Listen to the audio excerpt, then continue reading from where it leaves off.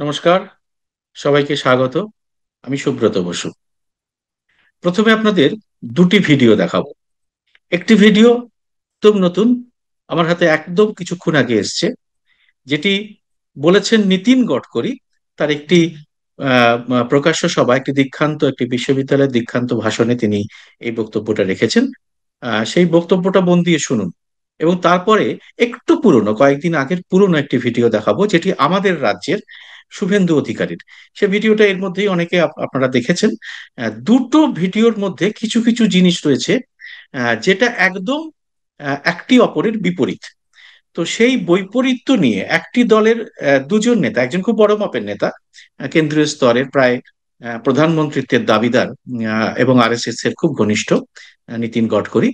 আপনারা জানেন তার প্রোফাইল অনেক বড়।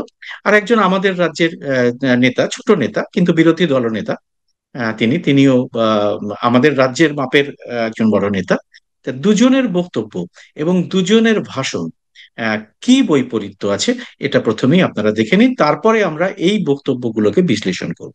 कलाम साहब जब न्यूक्लियर साइंटिस्ट बने और उन्होंने ऐसा काम किया कि आज डॉक्टर कलाम साहब का नाम हमारे देश में नहीं विश्व में सबके पास पहुंचा है।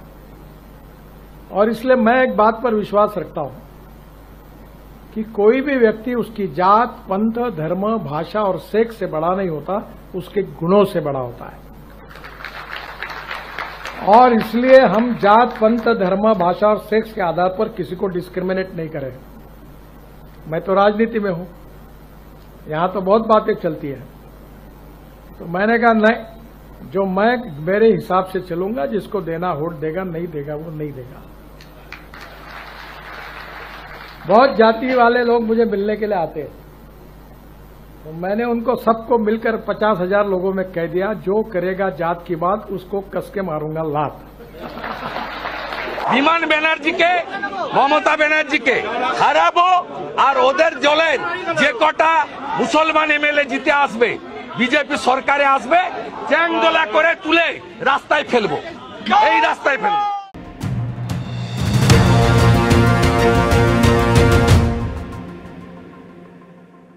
নমস্কার, সবাইকে এই খোলা আড্ডা অনুষ্ঠানে স্বাগত। আমি সুব্রত বসু। আপনারা যে দুটো ভিডিও দেখলেন প্রথমেই, সেই দুটি ভিডিও, তার বৈপরীত্য, সমস্ত বিষয়, তার রাজনৈতিক যে দুটো পরস্পর বিরোধিতা, সেই দুটো নিয়ে আমরা আজকে আলোচনা এগিয়ে নিয়ে যাব। আমাদের সঙ্গে আলোচনায় রয়েছেন প্রবীণ সাংবাদিক এবং রাজনৈতিক বিশ্লেষক গৌতম বন্দ্যোপাধ্যায়। গৌতম দা, আপনাকে প্রথমেই দর্শকদের পক্ষ থেকে স্বাগত। আজকে যে দুটো ভিডিও আমরা দেখলাম, প্রথমে এই দুটো ভিডিওতে যে বৈপরীত্য, যে কথাগুলো রয়েছে, একজন বলছেন মুসলিম বিধায়কদের ছুঁড়ে ফেলে, চ্যাংদোলা করে ছুঁড়ে ফেলে দেবে আমাদের রাজ্যের। আরেকজন অত্যন্ত বড় মাপের নেতা, কেন্দ্রীয় স্তরের নেতা, এবং তিনি একদম প্রধানমন্ত্রিত্ব পদের প্রায় দাবিদার। হ্যাঁ, একসময় ছিলেন এবং এখনো আছেন, এবং আরএসএস এর একেবারে ঘরের লোক যাকে মানা হয়। তো সেই তার যে কথা ধর্ম জাতপাত নিয়ে, এবং যারা এই ধরনের কাজ করবে তাদের তিনি বলে দেবেন যে লাথি মেরে বের করে দেবেন। এই দুটো ভিডিওতে আপনি যা দেখতে পাচ্ছেন, এর রাজনৈতিক বিশ্লেষণ আপনি কিভাবে করবেন, এটা আমার আমার জানার আপনার কাছে। প্রথমে আমি নীতিন গডকরির বক্তব্যে আসছি। নীতিন গডকরি যেটা বলেছেন সে সবাই শুনলেন, সবাই এখানেও শুনলেন, আপনারা জানেন যে উনি বলেছেন যে জাত পাত, ধর্ম, লিঙ্গ নির্বিশেষে উনি সবাই ক্ষেত্রে বলছেন যে তিনি এইসব রাজনীতি করেন না। তিনি যে রাজনীতি করেন সেটা মানুষের জন্য, মানুষের স্বার্থে, মানুষের ইয়েতে। তাতে যদি তার ক্ষতি হয়, তিনি যদি নির্বাচনে হেরেও যান, তাতেও তার কিচ্ছু যায় আসে না। এবং এটা বলছেন যে 50,000 লোকের সামনে আমি এই কথাটা বলে দিয়েছি, যদি কেউ এই ধরনের কথা বলে, জাতপাতের রাজনীতি করতে হবে বা যা যা বলেছেন, তাতে তাকে লাথি মেরে বের করে দেবেন। কিন্তু আমার আশ্চর্য লেগেছে আরেকটা ঘটনা এর মধ্যেই, সেটা হচ্ছে নীতিন গডকরি কার উদাহরণ দিলেন। উদাহরণ দিলেন আবুল কালামের, একজন মুসলমান সায়েন্টিস্ট, বিজ্ঞানী এবং রাষ্ট্রপতি, আমাদের তার উদাহরণ দিলেন। এইটা খুব গুরুত্বপূর্ণ আমার কাছে মনে হচ্ছে। তিনি কিন্তু অন্য কারোর উদাহরণ দিলেন না, তিনি এমন জনের উদাহরণ দিলেন যিনি সমস্ত কিছুর ঊর্ধ্বে ছিলেন বলে আমরাও জানি, এবং ধর্মে এবং মুসলমান। হ্যাঁ, এবং কিন্তু ধর্মে মুসলমান, এবং তিনি কিন্তু ধর্মে মুসলমান বরাবর বলেছেন। তার যে অটোবায়োগ্রাফি আমি পড়েছি তাতে কিন্তু তিনি পরিষ্কার লিখেছেন ছোটবেলা থেকে তিনি কি ধর্মের আবহে মানুষ হয়েছেন, তার মা কিরকম ভাবে ধর্মের প্রতি আকৃষ্ট ছিলেন, কিভাবে, সমস্ত আমি পড়েছি, যে দেখেছি সেই বইয়ে, উইংস অফ ফায়ারে তিনি লিখেছেন। এবারে প্রথমত আরেকটা শুভেন্দু ছোট্ট অধিকারী। আপনাকে একটু করি, সেটা একটু একটু ইন্টারাপ্ট করছি। এবং তিনি তামিল, এবং তিনি হ্যাঁ, এবং তামিল, তিনি হিন্দি ভাষী তামিল। নন। হ্যাঁ, না, হিন্দি ভাষী নন। হ্যাঁ, এটা এটা এটা এটাও খুব গুরুত্বপূর্ণ। হ্যাঁ, এবং একই সঙ্গে, এবং এখন তামিলে যা চলছে হিন্দি নিয়ে, আমি সেই আমি সেই জন্যই রাখলাম প্রসঙ্গে এই এখন, উদাহরণটা। সেই প্রসঙ্গে এখন যাব না। আমি এবারে শুভেন্দু অধিকারীর কথাতে আসি। শুভেন্দু অধিকারী যেটা বলেছেন আমরা জানি। তিনি বলছেন যদি 26-এর নির্বাচনে বিজেপি আসে তাহলে মুসলমান বিধায়ক যারা থাকবেন তাদের তিনি ধাক্কা মেরে বের করে দেবেন এবং ছুঁড়ে ফেলে দেবেন বিধানসভা থেকে। প্রথম কথা, তিনি কিসের বেসিসে বলছেন? প্রথম কথা, তার মানে তিনি সংবিধানটাকে কি করবেন? ছুঁড়ে ফেলে দেবেন। এটাই করতে হবে তাকে। হুম। প্রথম কথা আমি ধরে নিলাম তিনি যে কথা বলছেন সেটা সত্য কথা। তিনি মুসলমান বিধায়কদের যারা নির্বাচিত হয়ে আসবেন, ভারতের সংবিধান সম্মত ভাবে যারা নির্বাচিত হবেন বিধানসভায়, তাদের তিনি ছুঁড়ে ফেলে দেবেন। এটা কি কথা? এটা কিসের কথা? এটা ফাসিস্টরা বলতে পারে, তিনি কেন বলবেন? তিনি তো নিজেই এখন নির্বাচিত প্রতিনিধি। এবার যদি তার যে অপোজিশন, মানে তার এখন যে শাসক দল, তারা যদি এই কথাটাই বলে তাদের সম্পর্কে, তাহলে কেমন লাগবে তার? যাই হোক, এটা তো হলো ব্যাপার। এবং আমি ধরে তিনি নিচ্ছি এই সমস্ত সংবিধানের মন্দির থেকে ছুঁড়ে ফেলে দেবেন বলছেন, সেটা একটা, সেই সেটা সেই- বিধানসভা সেই- থেকে ছুঁড়ে ফেলে দেবেন। হ্যাঁ, সেইটাই বলছি। তিনি কোন, প্রথমত কোন স্পর্ধায় এই কথাটা বলেন? এখনো পর্যন্ত সংবিধানকে খারাপ ভালো যাই বলা হোক, সবাই মানে যারাই যত নির্বাচিত প্রতিনিধি বা রাজনৈতিক নেতা হোক বা দেশের লোক হোক, এখনো মাথায় তুলে রাখে হুম। সেই সংবিধান সম্মত ভাবে যারা নির্বাচিত হবেন বিধানসভায় তাদের তিনি ছুড়ে ফেলবেন। বেশ, ধরে নিলাম তিনি এই কথা বললেন। কেন বলছেন? তিনি কেন বলছেন সেটা খুব ইম্পর্টেন্ট। তিনি এই কারণে বলছেন, এটা প্রথমত সারা ভারতবর্ষে একটা ভীষণ রকমের হিন্দুত্ববাদের আবার ঝড় তোলার চেষ্টা হচ্ছে। এই চেষ্টাটা হওয়ার পেছনে কারণ হচ্ছে, কোথাও যেন মনে হচ্ছে এই হিন্দুত্ববাদের যে ঝড়টা ছিল একটা সময়, সেটা স্তিমিত হয়ে আসছে, এক নম্বর। দু নম্বর, পশ্চিমবঙ্গ কিছুতেই কবজা করতে পারছে না বঙ্গ বিজেপি। এবং বঙ্গ বিজেপি যদি আগামী 26-এর নির্বাচনে আবার ব্যর্থ হয়, তাহলে শুভেন্দু অধিকারীর আর মুখ দেখানোর জায়গা থাকবে না। শুভেন্দু অধিকারী চাইছেন তিনি যেন তেন প্রকারে তো নিজেকে একবারে দ্বিগুণ ত্রিগুণ চতুর্গুণ হিন্দুত্ববাদী বলে প্রচার করতে, যাতে অন্তত তার মান সম্মানটা থাকে। হ্যাঁ, এই হিন্দুত্ববাদী দলের মধ্যে, বিজেপির মধ্যে, বিজেপির অন্দরমহলে যাতে তার মান সম্মানটা থাকে, এটা তিনি চেষ্টা করছেন। এই সঙ্গে সঙ্গে তিনি কি বলছেন, যে তিনি ওই নন্দীগ্রামে রাম মন্দির আহ, আহ, তিনি তৈরি করবেন, এবং সে রাম মন্দির তৈরি করে মেদিনীপুরে করবেন। কেন মেদিনীপুরে? কারণ মেদিনীপুর হচ্ছে তার ভাত ঘর যাকে বলা হয়। তিনি কিন্তু সারা পশ্চিমবঙ্গের কথা বলছেন না, মেদিনীপুরের কথা বলছেন। এটা হলো আরেকটা কথা। দু নম্বর হচ্ছে, বারবার বলছেন 5% ভোট যদি আর আমরা পেয়ে যাই, হিন্দু ভোট, তাহলেই বিজেপি পুরোপুরি চলে আসবে পাওয়ারে। প্রথমত 5% কেন, 1% পাওয়া ভীষণ কঠিন কাজ, সেটা উনি জানেন। তা 5% পেয়ে যাবেন উনি মনে করছেন, যে পেয়ে গেলে বিজেপি চলে আসবে খুব ইয়েতে। কাজেই তিনি মনে করছেন যারা অন্যদিকে 30% বা 32% মুসলিম আছে, তাদের ভোট আমার দরকার নেই, তো একেবারেই প্রয়োজন। ঠিক আছে, কিন্তু তিনি যেভাবে যে প্রচারটা করতেন, তাতে একদিকে প্রবলভাবে বিভাজন, যে নীতি, বিভাজনের যে রাজনীতি, সেটাকে তিনি উস্কে দিচ্ছেন। ঘৃণার রাজনীতিটা উস্কে যাচ্ছে বিভিন্ন ভাবে। এবং আমরা দেখছি শুভেন্দুর বলার পরেই তার দলের আরো বিভিন্ন নেতা, কয়েকজন নেতা, বিশেষ করে তার অনুগামী যারা, তারা খুব চিৎকার চেঁচামেচি করছেন যে হিন্দু ভীষণ নাকি বিপদে আছে। এইটা একটা আমার খুব আশ্চর্য লাগে। ওনারা যোগী আদিত্যনাথের কথা বলেন, হেমন্ত বিশ্ব শর্মার কথা বলেন, সেখানে তো যারা মুখ্যমন্ত্রী তারা তো একেবারে হিন্দুত্ববাদের প্রবক্তা, তারা প্রত্যেকে, তারা তো মুখ্যমন্ত্রী। তো সেখানেই যদি হিন্দুরা খতরে মেতে থাকে, বিপদে থাকে, তা তারা এসে কাকে সামলাবেন? তাকে তারা সেখানেই যদি তারা বলতে থাকেন যে হিন্দুদের এক হয়ে না থাকলে হিন্দুরা ভীষণ বিপদে আছে, ভীষণ বিপদে আছে, এখানে তাহলে তারা কি করবেন? তারা তো সামলাতে পারবেন না কিছুতেই। এটা হলো একটা অদ্ভুত একটা স্বপ্ন রাজ্যের মধ্যে বাস করছেন তারা। কিন্তু আমার ভয়টা হচ্ছে এখানে, ভয়টা হচ্ছে যে নির্বাচনের আগে এই যে ক্রমাগত এই যে প্রচারটা শুরু হয়েছে, হিন্দু হিন্দু এক হও, হিন্দু হিন্দু এক হও, এই প্রচারটা যদি উচ্চগ্রামে নিয়ে যাওয়া হয় তাহলে সমস্ত রাজ্যে একটা নৈরাজ্যের সৃষ্টি, একটা অরাজকতার সৃষ্টি, একটা হানাহানি মারামারি ঘটনার যে যদি বেড়ে যায়, তাহলে এই যারা হিন্দুত্ববাদী শক্তি বলে, ধর্মীয় শক্তি যাকে বলি, তারা একটা অ্যাডভান্টেজ পাবে। এটাও কিন্তু তাদের সমীকরণের মধ্যে, হিসেবের মধ্যে আছে বলে আমি মনে করছি সুব্রত, এবং সেটা খুব দুশ্চিন্তা। গৌতম দা, এইখানে একটা আরেকটি চরিত্র আমার মনে হয় আলোচনার আপনার হুম, কাছ থেকে শোনার দরকার আমাদের। হুম, সেটা হচ্ছে আরেকটি চরিত্র রয়েছে, তিনি যে হুমায়ুন কবির। হ্যাঁ, তিনি হুম, হুম, আহ, উম, আহ, হুম, ঠিক পাল্টা, যেরকম শুভেন্দু হুম, যে কথাগুলো বলেন, হুম, ঠিক সেই হুম, কথাগুলোই উল্টো দিক থেকে তিনি বলেন।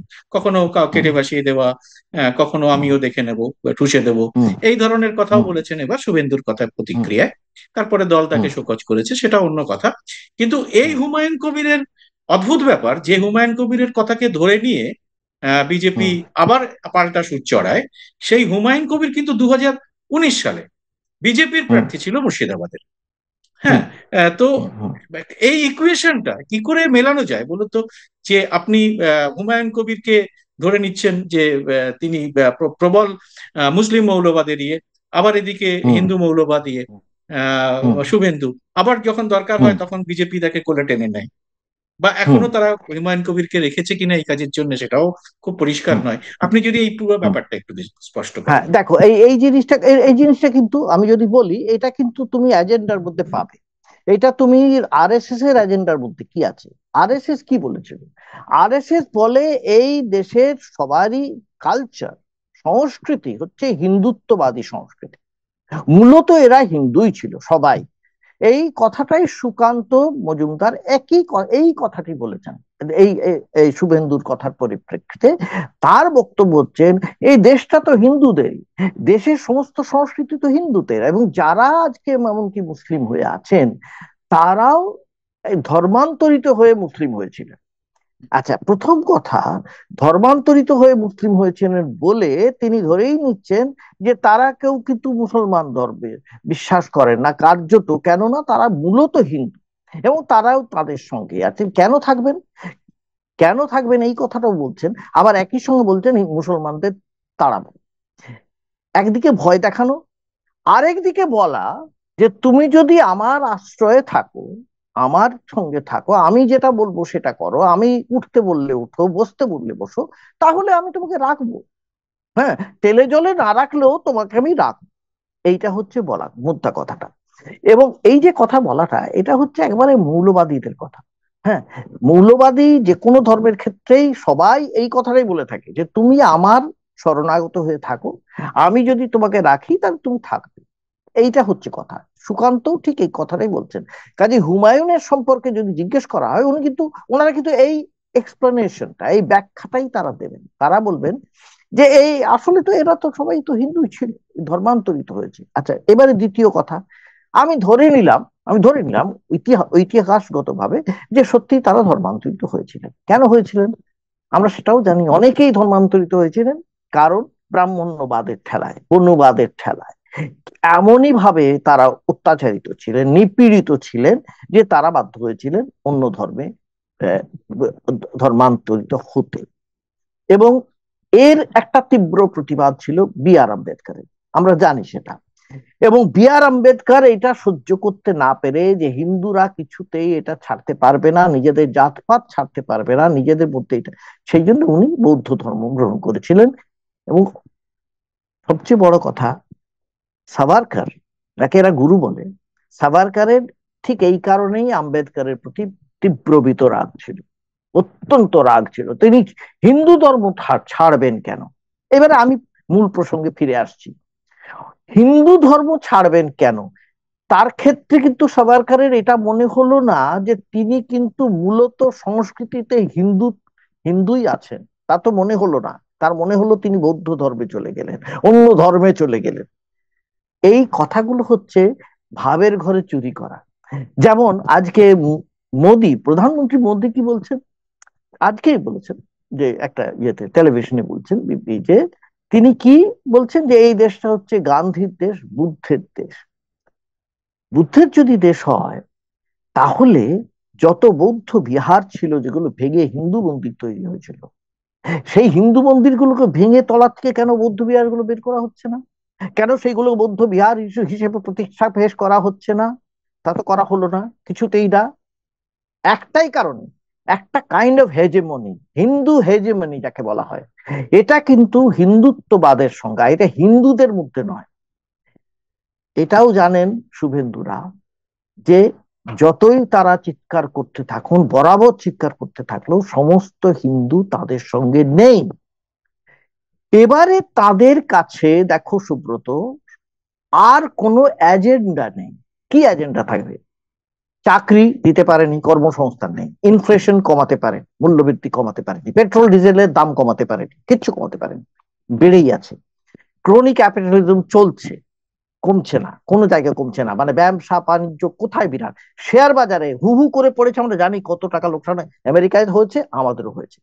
সমস্ত দিক থেকে আমরা কি দেখতে পাচ্ছি আগামী দিনে এবং বিজেপি ছেলেপুলেরা যে শাসিত দেশগুলো, যে রাজ্যগুলোতে, অঙ্গরাজ্যগুলোতে আইন হ্যাঁ শৃঙ্খলা পরিস্থিতি, সেটা ডাবল ইঞ্জিন হ্যাঁ সরকার, হ্যাঁ সেটা মণিপুর থেকে উত্তরপ্রদেশ, কোথাও তার হ্যাঁ ইয়ে নেই। কোথাও সাংবাদিক ওই খুন হচ্ছে, কোথাও মহিলাদের উপর অত্যাচার হচ্ছে।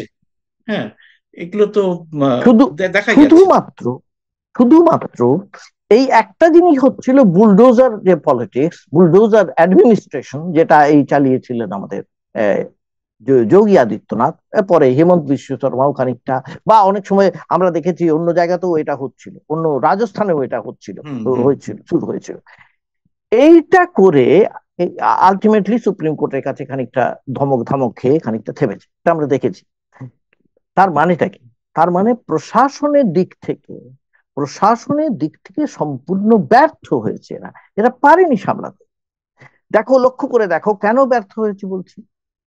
এরা লক্ষ্মীর ভান্ডার নিয়ে যা খুশি তাই বলেছে যে ভিক্ষে দেওয়া হচ্ছে, পরে নিজেরাই সেটাকে গ্রহণ করে সেই অনুযায়ী ভোটে জিতেছে। এবং তারপরে কি হয়েছে, ভোটে জেতার পরে দিল্লির মুখ্যমন্ত্রী চুপ, তিনি বুঝতে পারছেন না দিতে পারবেন কিনা।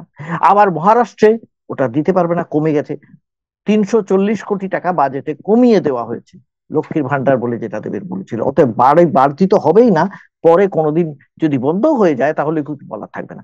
আমার বক্তব্য চাই যে প্রশাসনের দিক থেকেও তারা ব্যর্থ। কাজে একটাই এজেন্ডা, দি অনলি এজেন্ডা হচ্ছে কি করে ধর্মের ভিত্তিতে এই পশ্চিমবঙ্গকে কবজা করা যায়। এটা কিন্তু ভীষণ ভাবে দেখতে পাচ্ছি আমরা। এর পেছনে দুটো কারণ আছে, একটা হচ্ছে শুভেন্দুর যে উচ্চাসা ব্যক্তিগত উচ্চাসা যে কি করে আমি নিজেকে সামলাবো, আরেকটা হচ্ছে বিজেপির কি করে পশ্চিমবঙ্গকে নিজের কবজায় করবে।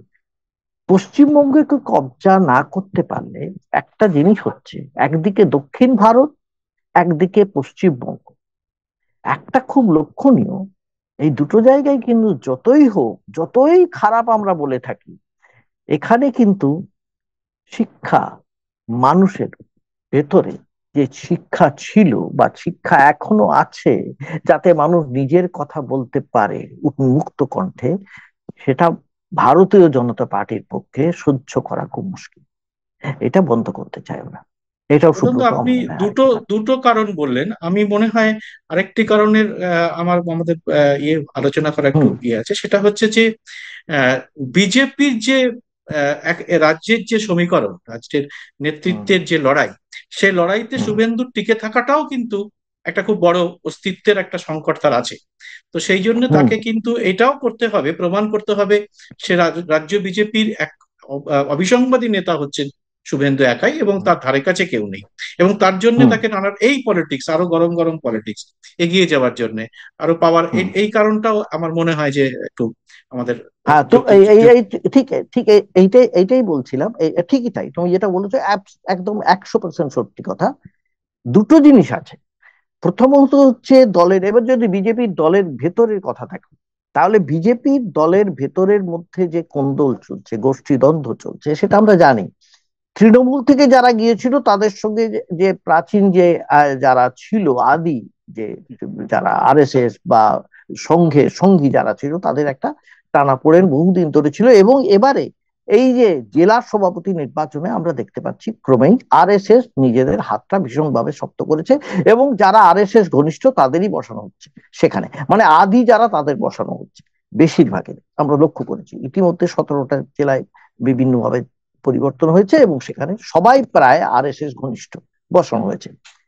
শুভেন্দু তো আরএসএস ঘনিষ্ঠ যতই নিজেকে প্রচার করবার চেষ্টা করুন, তিনি তো আরএসএস ছিলেন না কোনোদিন, তিনি মূলত ছিলেন তৃণমূল। তিনি প্রাণপণ চেষ্টা করছেন তিনি কত বড় হিন্দুত্ববাদী, এটা তাকে চেষ্টা করতে হচ্ছে, ক্রমাগত এই চেষ্টাটা তাকে করে যেতে হচ্ছে। এটা দুটো লড়াই, একটা নিজের সঙ্গে লড়াই বোধ হয় সম্ভবত, যে কি করে তিনি নিজেকে সামলাবেন, আরেকটা হচ্ছে দলের বাইরে গিয়েও লড়াই, যে নিজেকে সেখানে কতদূর তিনি নিয়ে যাবেন। তুমি যেটা বলতে exactly that is a point, যে শুভেন্দু যদি নিজেকে প্রমাণ করতে না পারেন যে তিনি অবিসংবাদী, বা তার তরুণ এখানে ভোট বাড়লো বা আসন সংখ্যা বাড়লো, তাহলে কিন্তু ভবিষ্যতে তার পক্ষে টিকে থাকা খুব মুশকিল হবে। হ্যাঁ, হয়তো তাকে এমন বলছি না যে বিজেপি তাকে ছুড়ে ফেলে দেবে, তা মনে করছি না। তাকে হয়তো দিল্লি নিয়ে গেল, হয়তো কেন্দ্রে নিয়ে গেল, কিন্তু তাতে তো পশ্চিমবঙ্গের রাজ্যপাট তো তার হাত থেকে চলে যাবে। যেমন আমরা জানি বিভিন্ন জায়গায় এটা হয়েছে, হ্যাঁ, বহু আসামে জায়গাতে। হয়েছে, এবং আসামে তাকে আসামের প্রাক্তন অনেক মুখ্যমন্ত্রী জায়গায়, সর্বানন্দ হ্যাঁ, সোনোয়ালকে নিয়ে করা হয়েছে, আরো অনেক, হ্যাঁ, অনেক শিবরাজ জায়গায় সিং হচ্ছে। চৌহানকে হয়েছে মধ্যপ্রদেশে। হুম। হ্যাঁ, আচ্ছা, সবচেয়ে বড় কথা, তুমি যদি রেজাল্ট না দেখাতে পারো তাহলে বসুন্ধরা রাজেও হতে পারে। হ্যাঁ, কাজে বসুন্ধরা কে রাজে। কখন কোথায় কি হয়ে যাবে নোবডি নোজ, এটা তাকে প্রমাণ করতে হচ্ছে, এটা ঠিকই। এবং এই জন্য তিনি এই রকম ভাবে কি বলছেন, যে রামনবমী দিন 1 কোটি মানুষকে নামাবে, 1 কোটি মানুষ রামনবমীর দিন নামবে, খুব ঠিক আছে। কি না, সেখানে 2000 না কত মিছিল হবে, সব বুঝলাম। তো 1 কোটি লোক নামলে যে সমস্ত ভোট তারা পাবেন, এটার কোনো নিশ্চয়তা নেই, প্রথম কথা। কারণ এর আগের বার তারা বলেছিলেন 50 লক্ষ লোক নেমেছে। 50 লক্ষ লোক নেমে যদি সেরকম জোয়ার এসে যেত, তাহলে তো তারা অনেক বেশি আসন পেতেন বিধানসভায় বা লোকসভায়, তো পাননি, ফেল করেছেন। এবং আমাদের দুর্গাপুজোর সময় তো 1 কোটির চেয়ে অনেক বেশি লোক হয়, এটা বলেছেন সিপিএম এর সুজন চক্রবর্তী, এই কথাটা বলেছেন, কথাটা খুব যুক্তিসঙ্গত। সত্যি তো, দুর্গাপুজোর সময় 1 কোটির চেয়ে অনেক বেশি লোক তো নামে রাস্তায়, এবং সেই 1 কোটির এই সমস্ত তো হিন্দু বেশিরভাগই, কারণ দুর্গাপুজোর মণ্ডপ দেখতে যাচ্ছে, দুর্গা মা অঞ্জলি দিচ্ছেন, তারা তো সব হিন্দু। তারা কি বিজেপিকে ভোট দেন? সবাই যদি ভোট দিতেন তাহলে কি বিজেপির এই অবস্থা হতো? 77টা থেকে এখন তো নেমে 65-তে দাঁড়িয়েছে, এরপরে আরো কয়েকজন চলে যেতে পারেন, এই তো অবস্থা আরো দাঁড়িয়েছে। কয়েকজন ছিল। দলটাকে ধরে রাখতে গেলে, যাকে গ্লু বলি, আঠা, দলটাকে ধরে রাখবে কিসে? দলটাকে ধরে রাখার আর কোনো এজেন্ডাই নেই, একটাই এজেন্ডা হয়ে যাচ্ছে, শুধু ধর্মের এজেন্ডা। এই জন্যই শুভেন্দুকে এইভাবে এত চিৎকার করে এই কথা বলতে হচ্ছে। এবং আমি দেখলাম কৌস্তব বাগচি, তাকেও এই ধরনের কথা বলতে হচ্ছে, এবং এমনই কথা বলতে হচ্ছে ওপেন ফোরামে গিয়ে, যে কথাগুলো হেট স্পিচ ছাড়া আর কিছু বলা যাবে না, ঘৃণা ভাষণ ছাড়া কিছু বলাই যাবে না তাকে। এই ঘৃণা ভাষণের, আমার এটাও লাগছে, এই যে ঘৃণা ভাষণের রাজনীতি পশ্চিমবঙ্গে শুরু হয়েছে, এটা খুব মারাত্মক। কিন্তু এর ক্ষেত্রে এর বিরোধী যারা, সমস্ত ক্ষেত্রে, এমনকি সুধী সমাজ, যে সমাজকে আমরা জানি বাঙালির ছিল, তাদেরও একটা প্রতিবাদ করা প্রয়োজন আছে বলে আমি মনে করি, ভীষণভাবে প্রয়োজন আছে বলে এটা আমি মনে করি। না হলে কিন্তু এইটা বড্ড বেশি একপেশে হয়ে যাচ্ছে। সুব্রত। প্রথম দা, এইটা আমরা রাজ্য রাজনীতির ক্ষেত্রে খুব সুন্দর বিশ্লেষণ করলেন। আমরা আমাদের পরের ধাপের যে আলোচনাটা, সেটা আমরা ঠিক এই বিষয়ে আমরা যদি পুরো দেশের অবস্থাটা ভাবতে শুরু করি, যে প্রেক্ষিতে হঠাৎ এই যে নীতিন গডকরির এই যে বক্তব্য এলো, এবং সেখানে তিনি আমাদের প্রাক্তন রাষ্ট্রপতি কালাম সাহেবের কথা বললেন, এবং যে এই কথাটাই বললেন, যারা এইরকম এই ধর্ম জাত পাত অমুক মহিলা পুরুষ এই বিভেদ তৈরি করে, তাদের তিনি লাথি মেরে ইয়ে করতে চান, তার এই মনোবাসনা তিনি ব্যক্ত করলেন আজকে। তো এইটার কি রাজনীতি রয়েছে, এর বিশ্লেষণ কি? এটা তো একদম বিজেপির কেন্দ্রীয় স্তরে যে রাজনীতির একদম উল্টো কথা। হ্যাঁ, লাথি মারার কথাটা অনেক বড় কথা, কিন্তু তারা তো তাদের শুভেন্দুর মতো মানুষদের তারা তোল্লা দিয়ে রেখেছে, তাদের পুরস্কৃত করা হুম হচ্ছে। তো হুম সেইখানে দাঁড়িয়ে একজন বিজেপির সব থেকে শীর্ষস্থানীয় নেতা, যদিও তিনি এখন অনেকটাই একঘরে বলা যেতে পারে মোদি অমিত শাহ, হুম তো হুম সেইখানে দাঁড়িয়ে হুম এই কথার গুরুত্ব কি? এটা দুটো গুরুত্ব আছে। একটা হচ্ছে অন্দরের আহ, আহ, আমরা যে ঘটনা সেটা আমরা বুঝতে পারছি যে ক্রমেই মোদি শাহের এই যে আধিপত্য, এটা দলের মধ্যে সবারই পছন্দ হচ্ছে না অনেক দিন ধরে। এটা সুব্রমণিয়ম স্বামী বহুদিন ধরে ওপেনলি বলেন, খুব বেশি রকমের, আমি তার কথা ধরছি না। কিন্তু আস্তে আস্তে এই জিনিসটা চালিয়ে যাচ্ছে যে এরা যা ইচ্ছে তাই করছেন, এবং সেটা করতে দেওয়া যায় না। এটা হচ্ছে এক নম্বর। দ্বিতীয়ত হচ্ছে, আমার মনে হচ্ছে অ্যাজ এ জার্নালিস্ট, একটা মনে হচ্ছে কোথাও একটা এনাদেরও সমীক্ষায় ধরা পড়ছে যে শুধু হিন্দুত্ববাদ আর হিন্দুত্ববাদের রাজনীতি করে সারা ভারতবর্ষে খুব একটা লাভ হচ্ছে না। কোথাও একটা, ওই যে বললাম, ঝড়টা কোথাও কমে যাচ্ছে মানুষের মনে। আস্তে আস্তে যে বেসিক রিকোয়ারমেন্টস, আমার যা মূল চাহিদা, আমার অন্ন বস্ত্র খাদ্য শিক্ষা স্বাস্থ্য, এই যে মূল চিন্তাগুলো, এইটা এত বেশি রকমের যাকে বলে প্রকট হয়ে যাচ্ছে, তার কাছে এই ধর্মের চিন্তা দিয়ে শুধু বেশি দিন আটকানো যাবে না, এটা আমার মনে হচ্ছে। এটা কোথাও একটা হচ্ছে। কেন বলছি? এটা আরেকটা কারণ আছে। আমি হঠাৎ করে লক্ষ্য করছি বেশ কয়েকদিন ধরেই, এই যাদের আমরা সত্যি কথাই গদি মিডিয়া গদি মিডিয়া বলছিলাম, তাদের মধ্যেও একটা কয়েক কয়েকটি ক্ষেত্রে, কিছু ক্ষেত্রে, কিছু চ্যানেলের ক্ষেত্রেও আমি একটা কোথাও যেন মনে হচ্ছে একটা নিরপেক্ষ একটা সংবাদ ভাষ্যের প্রতি তারা ঝুঁকছেন। কেন ঝুঁকছেন? তার ঝোঁকার একটাই কারণ হতে পারে যে মানুষ দেখছেন, দেখতে চাইছেন না। তাহলে তারা কি করতে চাইবেন? তারা চাইবেন যে যে কি করে বেশি মানুষ দেখেন। তাহলে এই বেশি মানুষ দেখতে গেলে তারা যদি ভাবেন যে এক পেশে হয়ে গিয়ে শুধুমাত্র হিন্দুত্ববাদের প্রচার করে চলছে না, তাহলে অন্য দিকটাও দেখাতে হবে। এইটা হচ্ছে বলে আমার একটা ধারণা। এবং এটা যারা, এমনকি আরএসএস এর মধ্যেও যারা আছেন শীর্ষস্থানীয়, বা বিজেপির মধ্যেও যে সমস্ত দলে, সমস্ত ক্ষমতাসীন দলে, শাসক দলে থাকবেই একটা অপোজিশন ফোর্স, একটা বিরুদ্ধে ফোর্স থাকবেই, ভেতরে তৈরি হবেই, হতে বাধ্য। কারণ তুমি যদি একটা পার্মানেন্ট যদি ক্ষমতা ভোগ করতে চাও, ওই হেজেমনি বলছি, তার বিরুদ্ধে একটা গণতন্ত্রের একটা অন্য স্রোত বইতেই থাকে।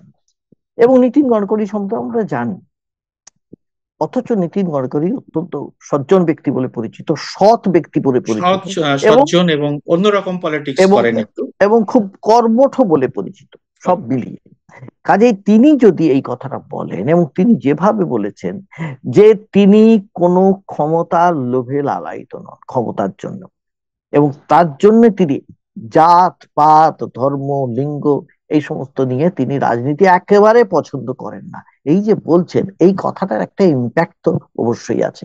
এবং ইম্প্যাক্ট শুধু আছে না, এইটার প্রসঙ্গে আর তো কেউ বিজেপি কোনো কথা বলে, কেউই কোনো কথা বলছে না, কিছুই বলতে চাইছে না। বরং হয়তো তারা সাফাই দিতে পারবে যে আমরা এটাই তো বলি, আমরা তো বলি জাতপাতের রাজনীতি নয়, এটা বলতে পারে। কিন্তু তাহলে নীতিন গডকরি যেটা বললে, আমি যদি ধরে নি সেটা তিনি বলছেন যেটা, তাহলে বিজেপির দেখো, লক্ষ্য করো, যারা মূল যে স্রোত, যে মোদির অনুগামী বা যারা আছেন, তারা কিন্তু কাস্ট সেন্সাস নিয়ে কোনো কথা বলতে চান না, কোনোদিনই বলতে চান না। তাহলে তো তাদের অন্তত বলা উচিত ছিল কাস্ট সেন্সাস নিয়ে কি করা উচিত, কেন করলে কি ক্ষতিটা আছে, সেই ব্যাপারটাও তারাও কিন্তু চুপ করে আছে। কিন্তু নীতিন গডকরির প্রশ্নে কারুর কারুর মনে এটা উঁকি দিতে পারে, যদি এইটা বলছেনই তিনি, তাহলে কাস্ট সেন্সাসে অসুবিধাটা কোথায়? এই ধরনের বিভিন্ন ধরনের কিছু অস্বস্তিকর প্রশ্ন দলের মধ্যে উঠছে বলে আমার ধারণা। এইটা এটা হয়তো আমরা ওই যে আবার বললাম, আমার একটা গাট ফিলিং বলছে, হ্যাঁ হয়তো আগামী দিনে আমরা জানতে পারবো এই গাট এই এই ধরনের একটা কিছু কোনো আহ, ঘটনা আহ, ঘটবে। প্রবীণ সাংবাদিকরা তারা এই কথাকে এভাবে বিশ্লেষণ করেছেন যে আহ, মোদির আহ, দিন প্রায় শেষ হয়ে এসেছে। বিশেষ করে দ্বিতীয় টার্মের আমরা শুরু থেকেই মোদিকে যেরকম দেখতে পাচ্ছি আগের আগের মোদির থেকে অনেকটাই আলাদা, এবং তিনি নির্বাচন সম্পর্কেও অনেকটা উদাসীন। যে রাজ্যগুলোতে সম্প্রতি নির্বাচন হয়েছে তিনি তার আগের মতো যে তীব্র তার ইয়ে নিয়ে সেটি তিনি যাননি, এবং বেশিরভাগ সময়টা তিনি বিদেশে কাটাচ্ছেন এবং দেশের মধ্যেও যেটুকু সময় থাকছেন সেটুকু সময়ও তিনি 7 ঘন্টা 8 ঘন্টা কোনো বিলাস বাসন বা কোনো পশু উদ্যানে কাটিয়ে আসছেন। তো আগের মোদিকে সেইভাবে ঠিক পাওয়া যাচ্ছে না আমাদের।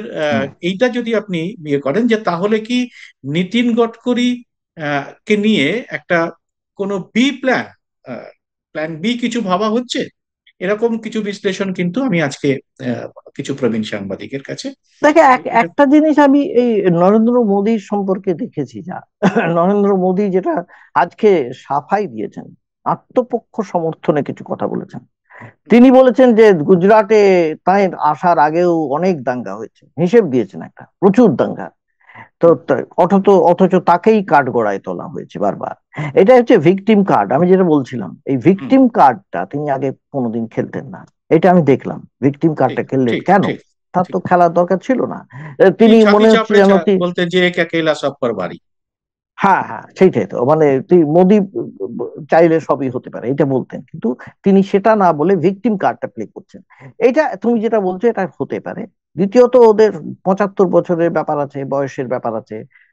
কিন্তু মোদির মতন যারা থাকেন, মোদির মতন যারা চরিত্র হন, তারা কি অত চট করে ক্ষমতা ছেড়ে দিতে রাজি থাকেন? এটা আমার সন্দেহ আছে।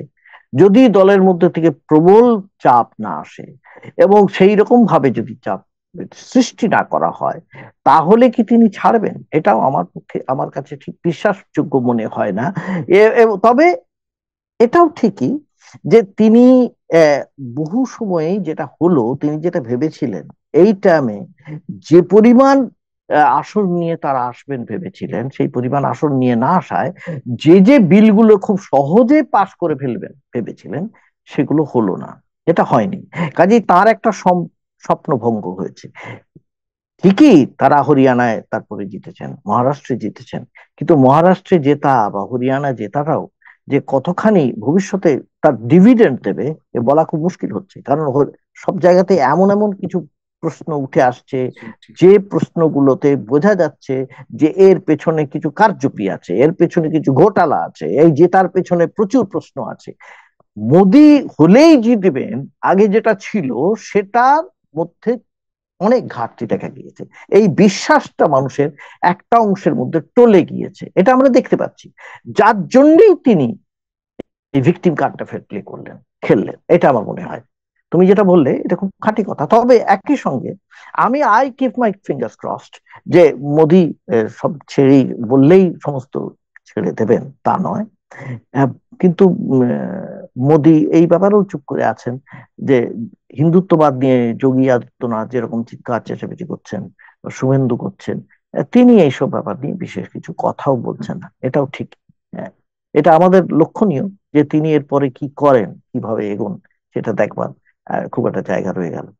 সুব্রত। ধন্যবাদ গৌতম দা, একটা খুব সুন্দর আলোচনা আজকে আপনি আমাদের উপহার দিলেন। আপনারা যারা এই অনুষ্ঠানটি দেখলেন, তাদের সবাইকে অনুরোধ যে আপনারা আপনাদের মত অবশ্যই কমেন্ট বক্সে লিখে জানাবেন। গৌতম দা, আপনাকে আরেকবার ধন্যবাদ, আপনি আপনার মূল্যবান সময় দিয়েছেন আমাদের। আর আপনারা যারা এই অনুষ্ঠানটা শেষ পর্যন্ত দেখলেন, তাদের কাছে একটা সর্বশেষ আবেদন, যদি এরকম অনুষ্ঠান আপনারা আরো আমাদের কাছ থেকে দেখতে চান, তাহলে আমাদের দুজনের এই চ্যানেলটি, আমাদের চ্যানেল এবং গৌতম ব্যানার্জি অফিসিয়াল চ্যানেলটা সাবস্ক্রাইব করে নোটিফিকেশন বেলটি অবশ্যই চালু করে রাখবেন। ধন্যবাদ।